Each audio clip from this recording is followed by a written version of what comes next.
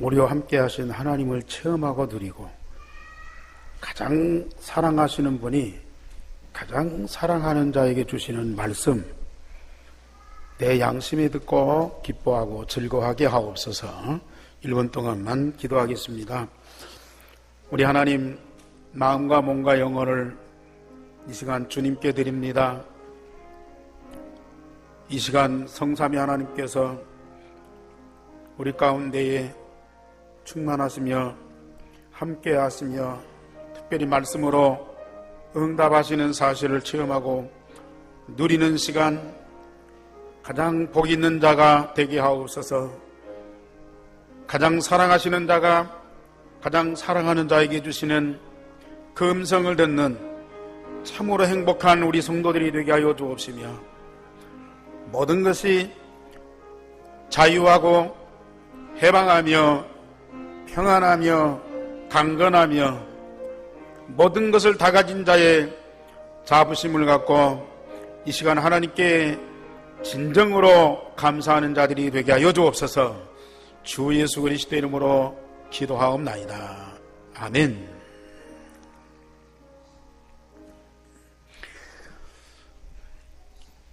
이번 21일부터 30일까지 한 열흘 동안 오세아냐 선교회가 주관하는 선교 캠프를 남태평양 섬나라 나우루라는 나라, 또 솔로몬 제도는 들어보셨죠? 몇 번 제가 갔으니까. 나우루라는 나라를 가서 캠프하고 돌아오는 길에 솔로몬 제도를 들려서 캠프하고 옵니다. 솔로몬 제도는 좀 아시기 때문에 또 설명드릴 필요가 없지만은, 지난번에 만났던 사명자들이 와달라고 그렇게 사정을 해요. 그래서 거기도 들리는데, 나우루는 처음 가거든요. 오세아냐 독립국가가 14나라예요. 거기다가 독립되지 않은 나라, 미국령, 프랑스령, 그 미국과 프랑스에 속한 나라들이 몇 나라가 있어서 한 21나라가 돼요. 근데 우리 오세아냐 선교에서 지금 나우루는 12번째 지금 가고 있어요. 12번째 이번에 캠프를 합니다. 그래서 나우루는 아마 오세아냐 나라가 다 작은 나라예요. 섬나라. 그 중에서 제일 작은 나라. 지난번에 팔라우는 인구가 몇만 명이나 있어요? 팔라우는 인구가 몇만 명? 예? 몇만 명? 그거 기억할 필요는 없지만은 2만 명이죠. 2만 명 국가인데 한 나라예요.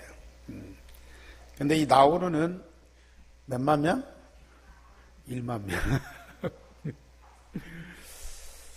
우리 호성덕이 지금 몇천 명이 되는지 모르겠네. 전주 한 동만큼이나 되는 그 인구를 가지고 한 나라를 이룹니다. 그런데도 거기에 복음 들을 사람이 있고 또 복음 운동할 제자가 숨겨져 있기 때문에 그런 사람들 찾으러 가요. 지금까지 우리 교회가 오세아냐 선교회 담당하면서 많은 기도하셨고 또 많은 헌금도 드렸고 또 우리가 선교사도 한때는 파송했고 또 우리 여러분들이 또 현장에 가서 캠프도 하고 그래서 너무 익숙해져 있는데, 그 열매로 지금 오세아냐 전 그 현장에서 많은 제자가 세워지고 전도운동이 일어나고 있습니다. 그래서 이번에도 여러분들이 그 현장에 가지는 않지만은 그 현장에 가 있는 심정으로 또 그 현장을 우리 마음에 담고 계속 기도하면 분명히 여러분들이 기도를 드리시고 그 현장에 역사하시고 성령께서 그 현장에 역사하심과 동시에 기도하는 여러분들에게도 같은 응답을 주시게 돼 있어요. 그래서 이번에 한국에서 4분의 목사님, 호주에서 한 15명의 사명자들이 함께 들어가게 됩니다. 이번에 안디옥교회 선교운동의 그 축복을 풍성하게 누리도록 역사하실 겁니다. 하나님은 언약의 백성들을 애굽의 종되었던 곳에서 건져내시고 자유를 주시고 해방을 주셨어요. 그냥 건져내고 너들을 살렸으니 너희들이 알아서 해라. 이만큼 해줬으니 이제는 너희가 나를 위해서 헌신해라. 그렇게 하지 않고요, 그 백성들을 계속 구름기둥과 불기둥을 인도하고 만나와 메추라기로 먹이시고, 그래도 원망하고 불평하는 그 민족에게 더 큰 사랑을 베푸시고, 이제는 그 민족이 세상에서 가장 우수한 민족, 세계를 리더하고 움직이고 복을 받게 하는 그런 민족으로 하나님이 세워가십니다. 그래서 그 방법으로 하나님은 지난주도 말씀드렸지만은 말씀을 주셨어요. 만나와 메추라기도 주시고 홍해바다도 가르고 또 바위에서 샘물도 터지고 그런 많은 기적도 베푸시고 그 백성들을 보호하지만 더 중요한 것은요, 그 백성이 삶 속에서 하나님과 함께하고 하나님과 깊이 소통될 만큼 재창조되고 변화되는 말씀을 주셨어요.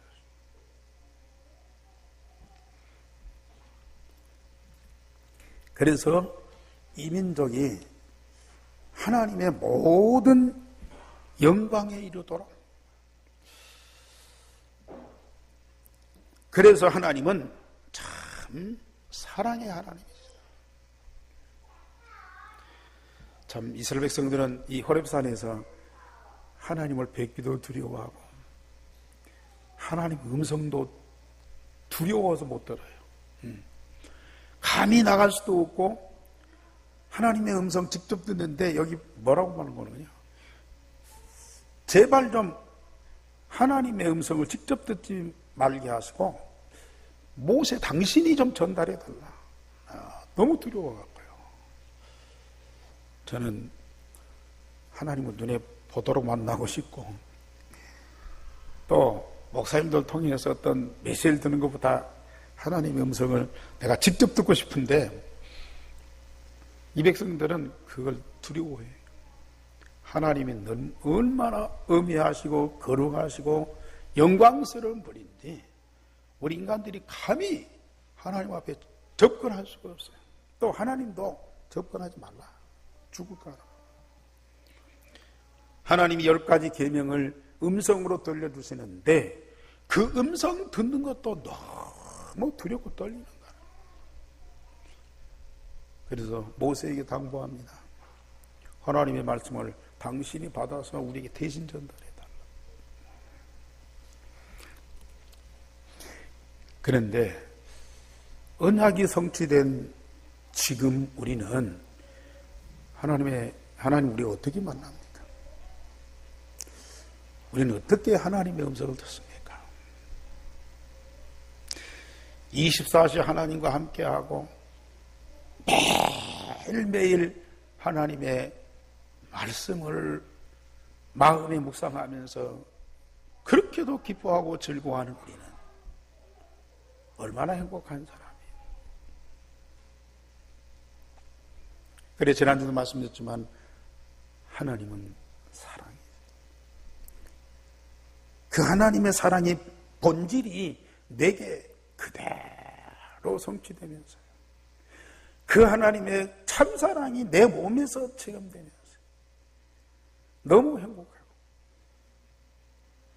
나도 그 하나님을 사랑하는 그 사랑이 입으로만이 아니고 내 영혼 속에서 나와서 하나님과 함께하는 그 깊은 사랑을 우리가 체험하고 누리게 돼요. 오늘 그 축복을 누리는 여러분들이 되기를 주님의 이름으로 축원합니다. 그런데 오늘 하나님이 이 모든 말씀으로 말씀하여 이르시되 나는 너를 애굽 땅 종되었던 집에서 인도하여 낸 네 하나님 여호와니라 그랬어요. 뭐 하나님이 개인을 불러갖고 얘기하듯이 지금 이 민족은 한 200만 명 가까이 되는 이 많은 이 사람들이거든요. 그런데 나는 너를 또 네 하나님 여호와니라 그랬거든요. 전 민족에게 주시는 하나님의 말씀이지만 내 개인에게 주시는 하나님의 음성이라. 성경을 읽어도 그렇고요, 설교를 들어도 그렇고, 이건 하나님이 보편적으로 모든 사람들에게 주시는 말씀이다 생각하면 내게 응답이 안 와요. 내가 응답 받을 수가 없어요. 출애굽기를 읽든지 지금 창세기를 읽든지 3000년 전에 일어났던 그 역사를 성경을 통해서 보든지요, 그것이 지금 나에게 주시는 하나님의 메시지다. 이 자리에 수천 명이 모이고 수만 명이 모여서 설교를 들어도요, 지금 나에게 주시는 하나님의 음성이다. 그렇게 들을 때에 내가 응답받는 거예요. 그래서 오늘 제목이, 우리 시작 다 같이 한번 보시죠. 시작. 나는 너를 사단의 집에서 건져낸 네 하나님 여호와니라. 네. 누구의 하나님 여호와요? 나의 하나님만도 굉장히 감사한데 나의 하나님, 나의 여호와니라. 이게 무슨 말입니까? 우리 하나님이 나에게 얼마만큼 관심 갖고 얼마만큼 당신의 모든 걸 다하여 말씀하시고 응답하시는, 그러면서 반드시 성취하시는 여호와니라. 우리가 그 응답을 꼭 누리셔야 돼요. 오늘 출애굽기 20장에 주신 말씀, 이번 주간에 반드시 나에게 주신 하나님의 응답으로 확인하고 체험하고, 그리고 다음 주에 예배할 때는 감사 정도가 아니지요, 찬양 정도가 아니죠. 우리의 전 생명이 하나님 앞에 산 제물로 드려야 됩니다. 이 예배가 어떤 축제 정도가 아닙니다. 지상에 이루어지는 하나님의 나라, 성경에 말씀하신 그 하나님의 나라가 반드시 이곳에 충만하게 이루어진 것을 여러분들은 반드시 체험하셔야 돼요.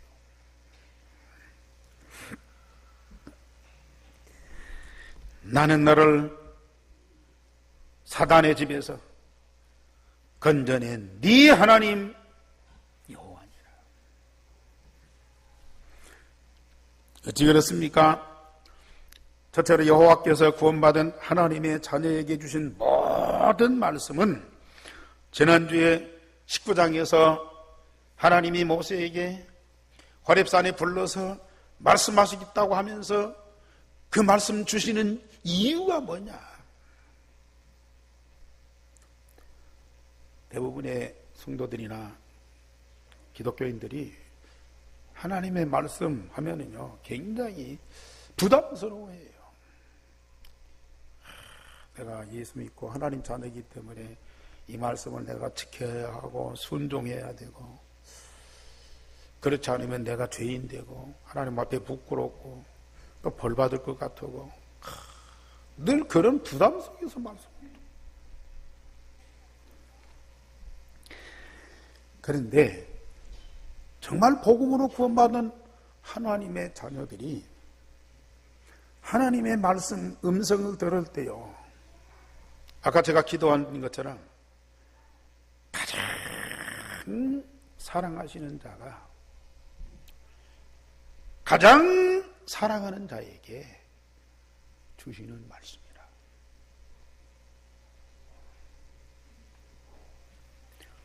남녀가 지금은 뭐 편지를 안 쓰지만은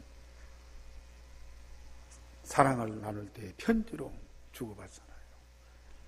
왜 그 편지가 그렇게 달콤하고 그렇게 기다려지고 그렇게 즐거움을 줘요? 사랑하는 자가 사랑하는 자에게 주시는 메시지라. 그보다도 더 사랑하는 자가 더 사랑하는 자에게 주시는 그 음성. 그래서 하나님이 19장 5절에서 세계가 다 내게 속하였나니 너희를 하나님의 소유로 하나님이 함께하며 책임지며 보호하시며 가장 사랑하시는 자녀가 되게 하시겠다는 하나님의 약속. 그 약속이 말씀입니다. 우리가 하나님과 관계가 제대로 회복되면 하나님과 나만큼 완전하고 영원한 관계가 없어요. 물론 부부도 있고 부모 자식도 있어요. 뗄 수 없는 관계. 만약에 만났다가 헤어졌다, 많은 아픔을 갖고 후유증을 느끼면서 살아가야 돼요. 그러나 그보다 더 깊은 관계가 하나님과 나와의 관계. 영원하고 완전한 관계. 그래서 그 말을 우리 하나님은 내 소유가 되게 하겠다. 하나님이 당신 멋대로 쓰는 소모품이 아니라는 얘기죠. 내가 책임지고 누구도 건드리지 못하도록 보호하고 나의 마음에 가장 사랑하는 자녀가 되게 하겠다는 말이에요. 누구에게요? 복음으로 구원받은 하나님의 자녀가 말씀을 받을 때에, 아니 말씀을 내가 듣고 행하면 그게 체험되고 확인되겠지만은 말씀만 들어도요, 하나님과 나와의 그 깊은 관계가 그냥 드러나는 거라 이게. 두 번째로는 하나님의 제사장 나라로 하나님과 하나님 나라의 모든 것을 먼저 응답받고 다른 모든 민족에게 전달하는 제사장 나라가 되게 하겠다.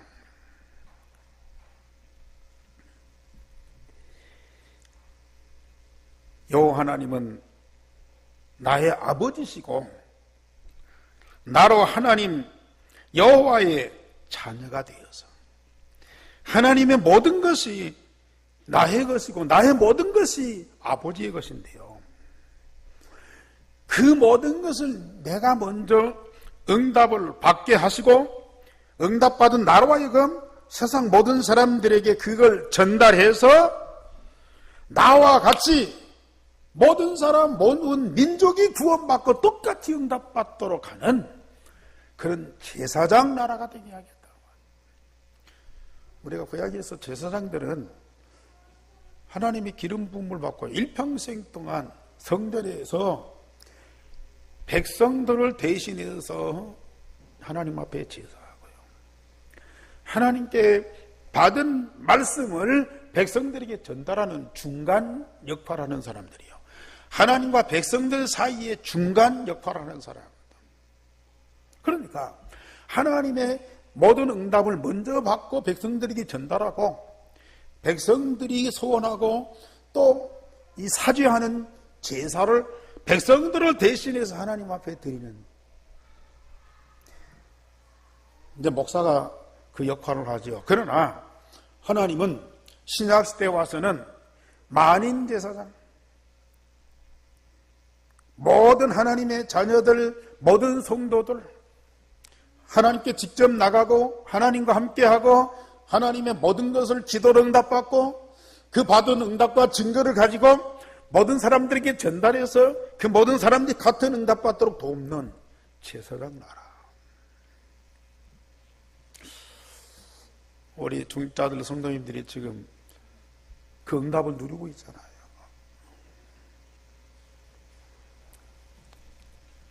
하나님께 받은 구원과 그 응답을 어떻게든지 가족이나 현장에 있는 사람들한테 전달하려고. 뭐 대우받는 것도 아니고 욕먹으면서 내가 받은 이 복음과 이 말씀의 응답을 모든 사람들에게 전달하려고. 그렇게 생명도 시간도 기능도 경제도 드리면서 헌신하는 이 축복이요, 하나님 말씀 받고 그대로 성취되는 응답을 누리는 자에게 가능한 거라.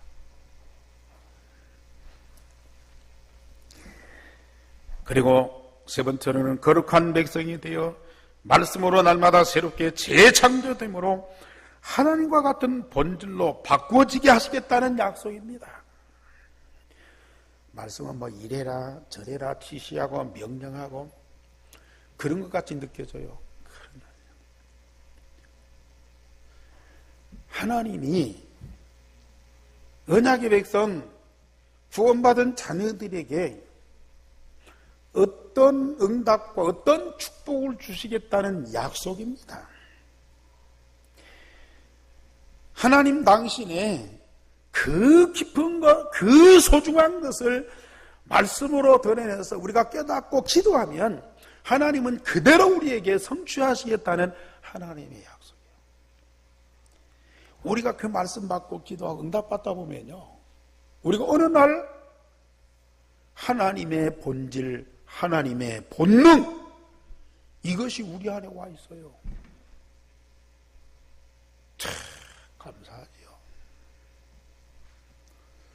조금만 누가 싫은 소리도 삐치고 상처를 많이 받아요. 제가 목사인데도요, 제가 이렇게 덩치가 큰데도요, 남이 나한테 싫은 소리를 그렇게 못 들었어요. 분해해서 못 참는 거예요. 어떻든지 응징하고요, 아니면 그 아닌 것을 막 확인시켜줘요. 그런데 이 복음으로 각인되고 하나님 말씀을 계속 응답받다 보니까요, 그럴 필요가 없어요. 그럴 수도 없고요. 저 사람은 몰라서 아직도 뭔가 이렇게 응답받지 못하니까 자기 본능, 자기 이 성격 갖고 행동하고 그럴 수밖에 없어요. 그걸 말리고 그걸 고치고 어려워요. 내버려둬요. 다만 그에게 뭐가 복음이 필요하구나. 저도 하나님 말씀 받고 응답받아야 된다. 그러면서 그런 사람들을 안타까이 여기면서 그를 위해서 기도해 주잖아요. 전에는 내 속에 있는 막 분노가 나가서, 전에는 내 속에 미움이 나가서, 왜? 그것이 꽉 차 있으니까. 목사지만은 이 복음이 각인 안 되니까 사단이 준 것으로 가득 차 있고, 말씀으로 재창조가 안 되니까요, 부모가 낳아주고 세상에서 받았던 그 상처와 아픔으로 가득 차 있어요. 건드리면 이렇게 툭 튀어나온다니까요. 참다가도요, 이게 쌓이고 쌓였다 이게 푹 튀어나와요. 이런 삶 우리가 살았어야 돼요. 그런데 복음이 각인되고 하나님 말씀이 계속 주어지고 그 말씀이 내 속에서 내 영, 혼, 관절, 골수, 마음과 생각을 쪼개면서 새롭게 재창조하고 변화시키는데, 하나님 아버지와 같은 생명, 하나님 아버지와 같은 인격, 하나님 아버지와 같은 성품을 갖고 살아가야지.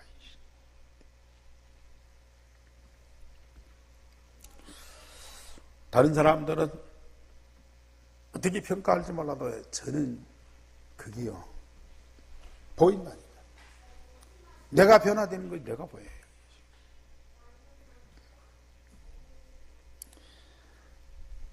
얼마나 감사한 일인지요. 이런 응답받는 측면에서요, 오늘 호렙산에서 하나님 모세를 통해서 온 백성들에게 주신 이 십계명의 말씀, 이 십계명의 말씀, 두 번째로 하나님은 가장 사랑하는 언약의 백성들에게 최고의 법을 직접 주셨어요.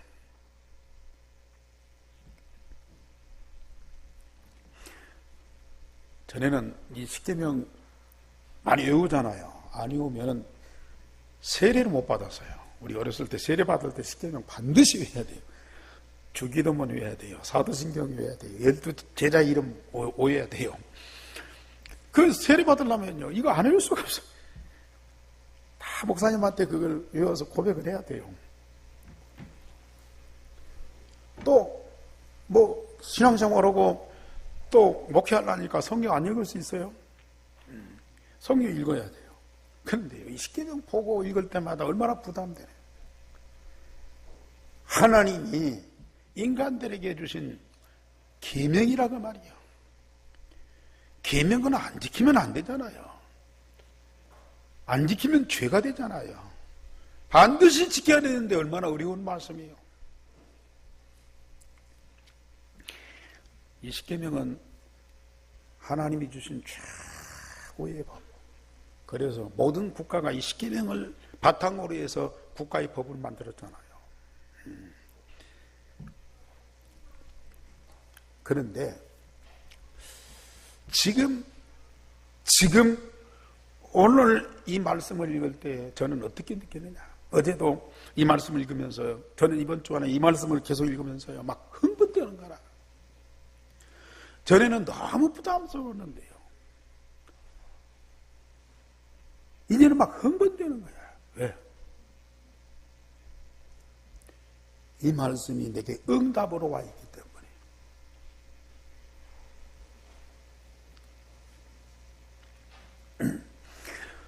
하나님이 인간과 세상을 만들고 최초의 법을 주셨어요. 에덴 동산의 선악과 절대 따먹지 말아라. 그런데 아담과 하와가 사단의 미혹을 받고 그걸 덜컥 따먹었어요. 큰 죄를 지었죠. 아담의 모든 후손이 저주받는 원죄를 저지르게 됐어요. 그런데 하나님이 다시 언약의 백성들에게 언약 여자의 후손 메시아 희생의 제사 어린 양의 피 언약을 주시고요, 그 언약받은 백성들이 반드시 지켜야 할 법이 바로 이 십계명이거든요. 아까 말씀드린 대로 하나님 뵙기도 두렵고 하나님 음성 듣는 것도 두려운 이 백성들, 어떻게 이 말씀 순종하겠습니까? 그런데 예수님이 오셔서 율법을 다 완성하셨잖아요.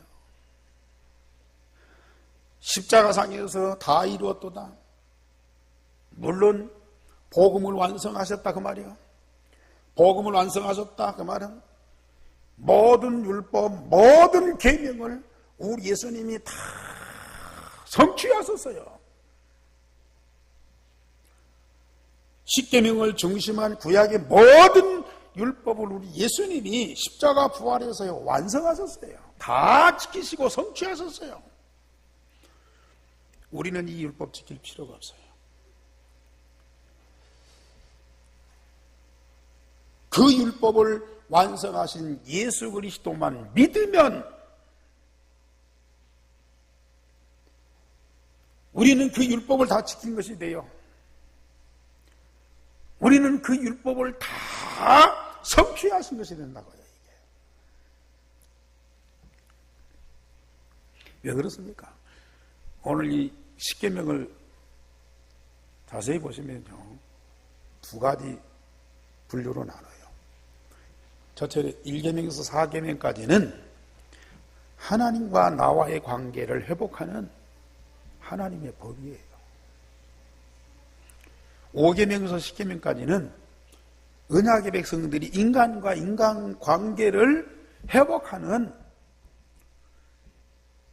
그런 이 법입니다.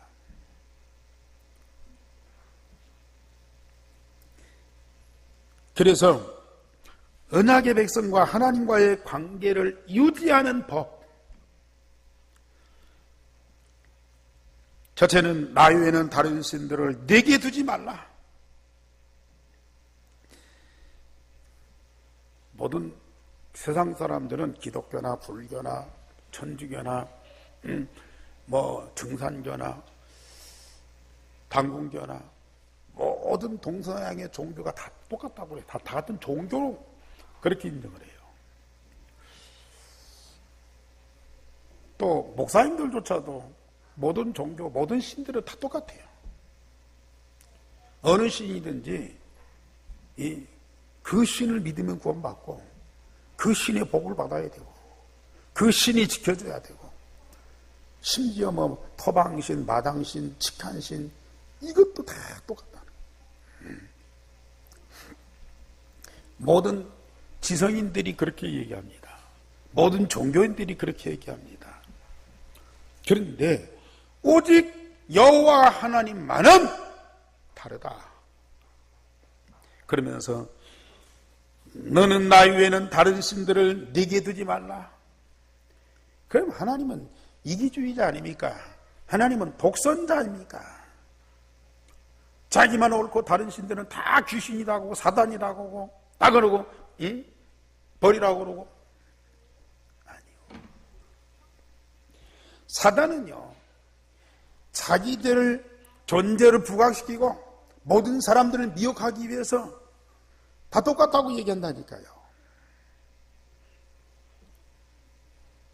그런데 하나님 여호와만은 분명히 알잖아요. 사단과 모든 신들이 어떤 존재인 것을 알잖아요. 그걸 말해주는 분은 오직 여호와 하나님밖에 없다니까요. 저는 그걸 제1계명으로 하나님 두신 그 이유를 알면서요. 너무너무 감사해요.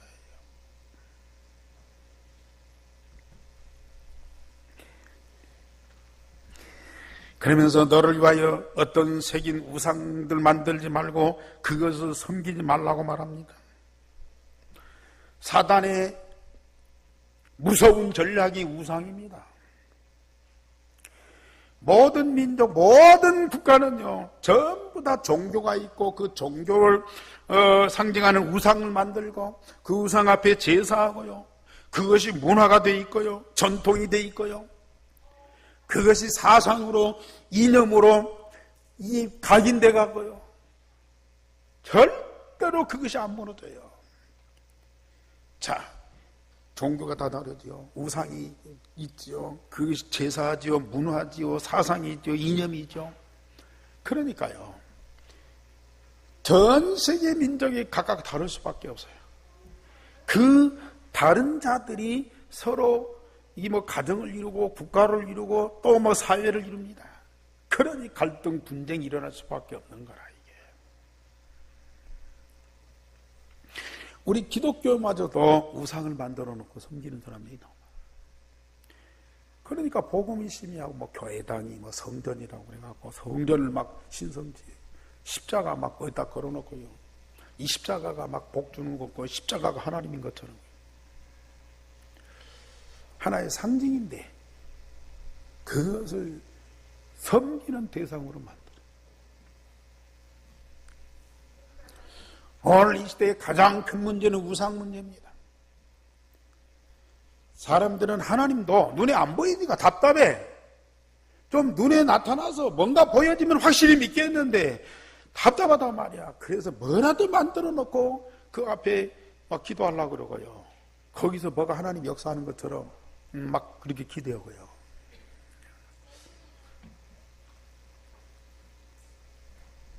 우리 하나님은 영으로 계시되 너무 사실적으로 살아계신 분입니다. 우상으로 있으면요, 절대로 우리 마음속에 못 들어오셔요.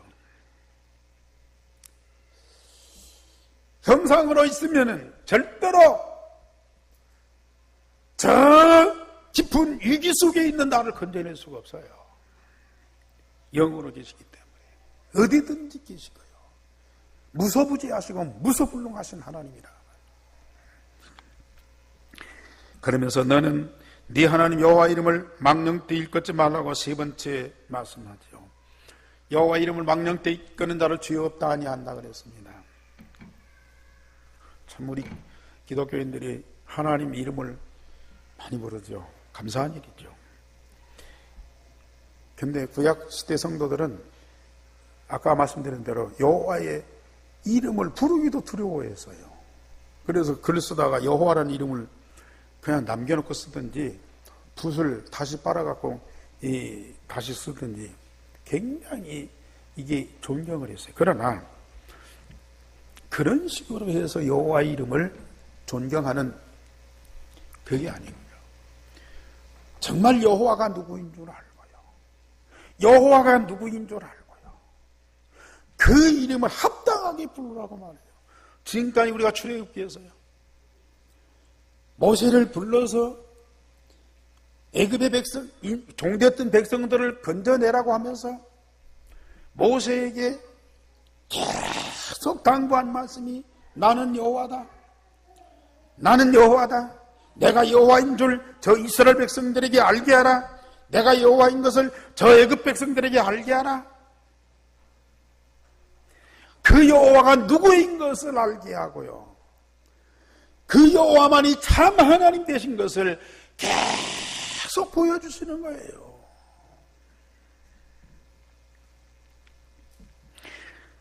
자기 소원 성취를 위하여 도구로 삼는 그런 이름 부르지 마라. 여호와 하나님이 유일하신 참 하나님이심을 알고 그 하나님을 이름을 부르며 그 앞에 기도하고요, 그 앞에 예배하고요, 그 말씀 순종하게 되면 엄청난 응답받게 돼 있는데,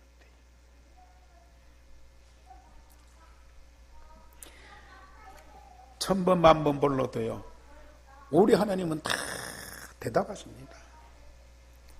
정말 응답하시는 하나님이십니다. 그러면서 네 번째로 안식일을 기억하여 거룩하게 지키라고 말씀하셨습니다. 여세 동안 힘써 일하고요, 일이 되는 날은 너도 일하지 말고 네 집에 있는 종들이나 가축들도 일시키지 말아라. 그날은 복되고 거룩한 날이다. 왜 그렇습니까? 여세 동안도 우리가 일하면서 생활하면서 하나님과 함께하지만 일에 되는 날, 안식일 날, 주일날만은 전체를 하나님께 집중하면서 하나님과 함께하는, 그리고 하나님 깊이 체험하고 하나님의 모든 것을 응답받는 가장 축복된 날이 주일날이라. 물론 주일날 결혼식도 있고 집안 일도 있고 여러 가지 일들이 있어요. 그러나 뭐가 중요한지, 주의 날이 얼마만큼 소중한 걸 알고요, 주의 날에 하나님이 주시는 이 응답과 축복이 어떠한가를 아는 사람들은 이 주의 날 가장 거룩하게 내 몸과 마음과 영혼을 하나님께 집중하면서 하나님과 함께하는 그 영광 속에 다. 저는 그래서 우리 중자의 성도를 보고 주일날 왜 빠집니까? 안식일을 거룩히 지켜야죠. 만약에 안식일 지키지 않으면 벌 받습니다. 절대 그런 소리 할 필요가 없어요. 저는 그렇습니다. 주의 날이 얼마나 복되고 거룩한 것을, 전 성도가 이렇게 마음과 몸과 영혼을 합하여서 하나님께 예배하는 이 예배가 얼마나 영광스러운 것을 저는 계속 체험하고 누리기 때문에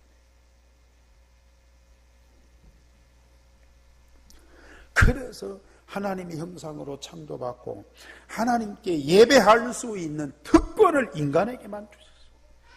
여러분들이 이 세상에서 누릴 수 있는 그런 보장된 특권이 많지만은 그리스도의 이름으로 하나님 아버지 앞에 예배하는 특권을 우리는 얻었어요. 여러분들이 지금 예배 안 하면 뭐 하겠어? 물론 세상에 나가서 뭐 만나고 먹고 뭐 일하고 그러겠죠.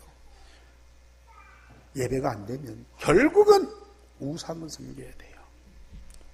다른 신을 섬겨야 돼요. 결국은 망하게 돼 있어요.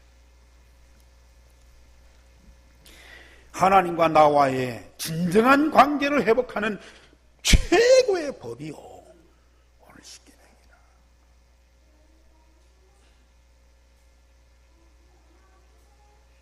정말 하나님과 함께하는 이 응답 속에 들어가는 이 법이 지켜지고 성취되니까요, 얼마나 감사한데요.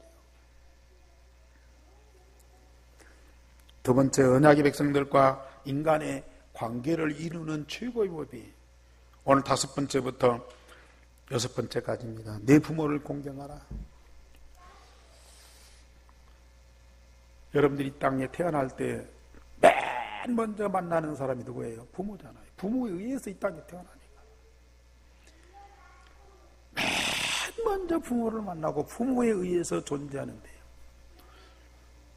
사실 부모와의 관계가 제대로 이루어진 사람들이 많지 않아요. 지금 이 시대는요, 더 사악해져서 며칠 전에 신문에 보니까 자식들이 그전에는 부모의 재산 놓고 형제들끼리 싸웠어요. 형제들끼리 대표해요. 근데 지금은 자식들이 부모 재산이 얼마 있으면요, 부모를 직접 대상으로 해서 소송하고 재판한다네요.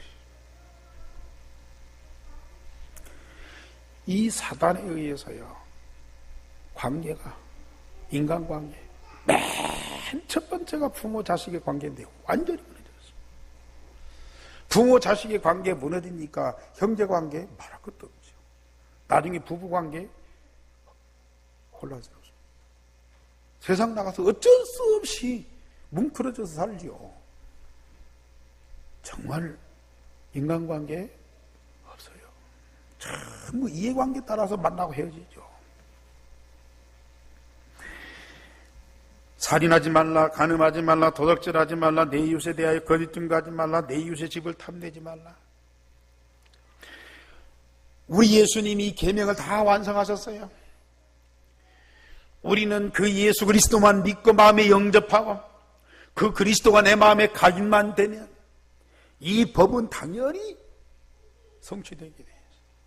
하나님과 내가 가장 사랑하는 관계, 부모와 자식, 부부관계, 또 인간관계, 모든 것이요 다 회복되는. 어찌 우리 마음속에 미움이 있고 질투가 있습니까?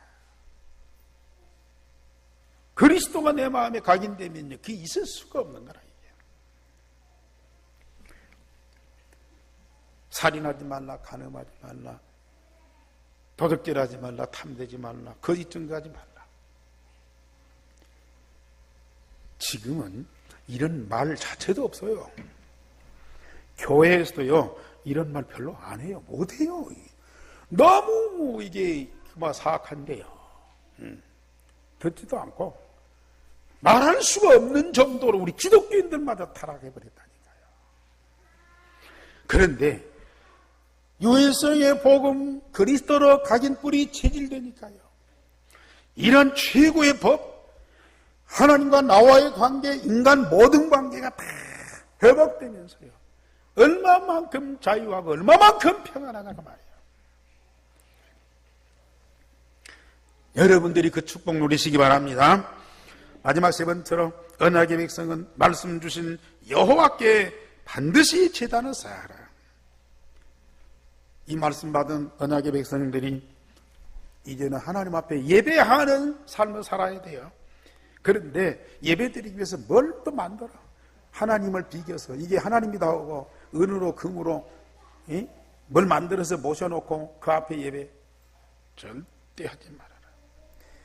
눈에 안 보이는 영원한 하나님을 눈에 보이는 그런 피조물로 만들지 말아라.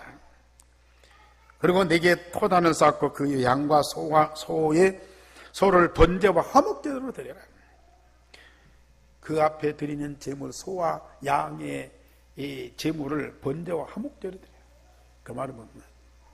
소와 양을 받으시는 하나님이 아니고 소와 양을 통해서 예수 그리스도 이 땅에 오실 메시아를 마음에 확인해라. 그 믿음을 고백해라. 그 메시아가 오셔서 창세기 3장, 6장, 11장의 모든 문제를 다 해결하실 것이고, 만민을 애굽의 종되었던 그 저주에서 완전히 구원하실 뿐만 아니라 그 그리스도가 이 율법을 완성하셔서 온 민족이 제사장 나라가 되고 하나님의 영광으로 가득한 나라가 되게 하겠다고 말이거든요. 그걸 믿고 신앙으로 고백해라. 다듬지 않은 돌로 제단을 쌓고 하체를 드러내지 않고 품위 있게 드려라. 그냥 형식으로 드리지 말고, 또 인간들이 막 꾸며갖고 막 잘 다듬어갖고 뭐 멋지게 그러지 말고, 받은 복음, 받은 말씀 그대로 응답받고, 받은 응답을 하나님께 감사해서 예배를 드려라. 참 오늘 예배가요 굉장히 막 다양하네. 인간적으로 막 좋게, 사람들 구미에 맞게, 사람이 어떻든지 와서 막 즐기도록, 물론 그것도 필요하겠죠. 그러나 본질, 예배의 본질이 없어져 버렸어요. 그리스도 복음 없는 예배를 드려야 되고, 예배의 대상인 하나님이 없는 예배를 드리고, 그게 얼마나 가증스러운 겁니까?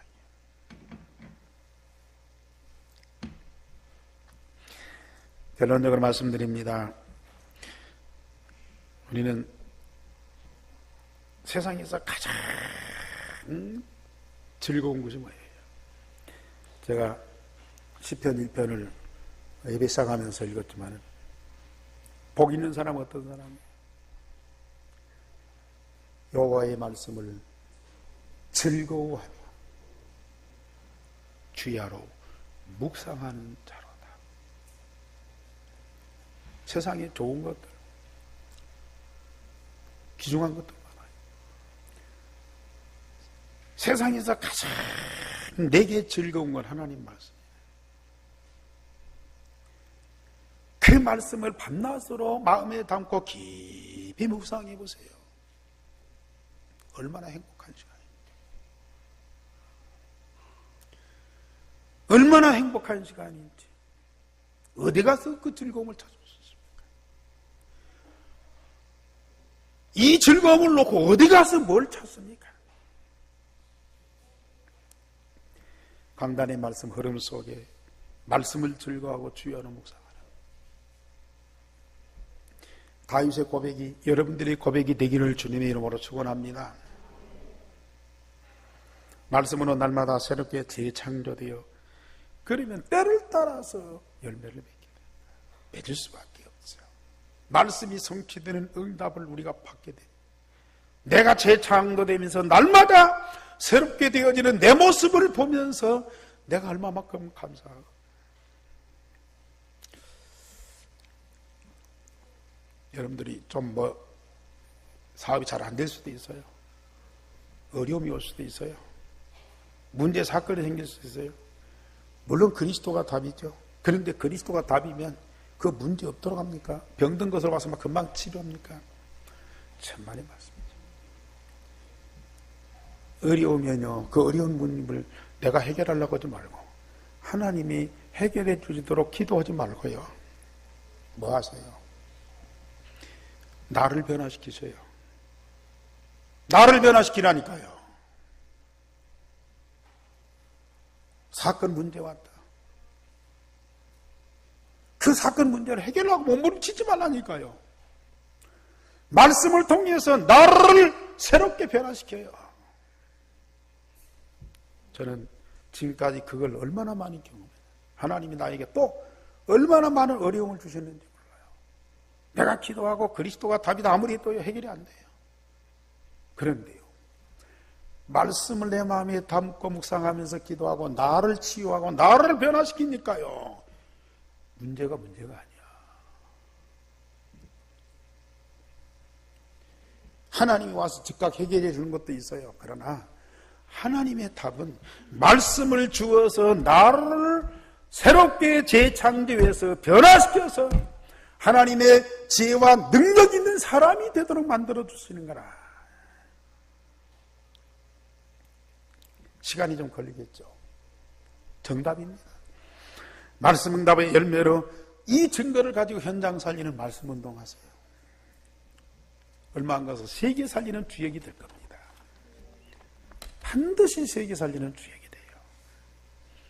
기도하겠습니다. 하나님, 우리에게 너무 중요한 복음과 말씀을 주셨사오니 감사를 드립니다. 복음 흐름 속에, 말씀 흐름 속에 있게 하소서. 진정한 응답을 누리도록 역사해 주시니 감사를 드립니다. 온 교회와 성도들 이 축복 속에서 제사장 나라가 되게 하옵소서. 땅끝까지 증인되는 역사 일어나게 하옵소서.